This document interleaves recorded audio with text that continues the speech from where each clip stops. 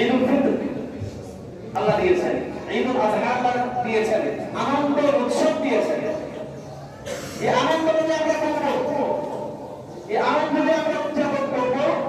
দেখেন, আমরা মুসলমান ছাড়া পৃথিবীতে অন্য যত জাতি আছে এদের উৎসবগুলো বিভিন্ন ইতিহাসের সাথে জড়িত।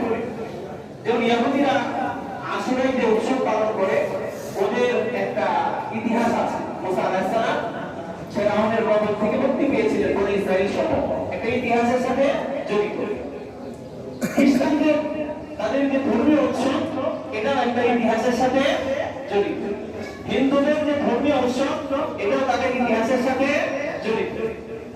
আল্লাহ সুবহানাহু ওয়া তাআলা আমাদেরকে যে দুইটা ঈদ দিয়েছেন, আনন্দের উপলক্ষ দিয়েছেন, এটা শুধুমাত্র ঐতিহাসিকভাবে গুরুত্বপূর্ণ হওয়ার জন্য দেন নাই। আল্লাহ সুবহানাহু ওয়া তাআলা একটু চিন্তা করলে দেখবেন, ইসলামের ভিত্তি কয়টা? কয়টা? কালিমা, নামাজ, রোজা, হজ, যাকাত। এই পাঁচটা খুঁটি, অন্যতম দুইটা খুঁটি, অন্যতম দুইটা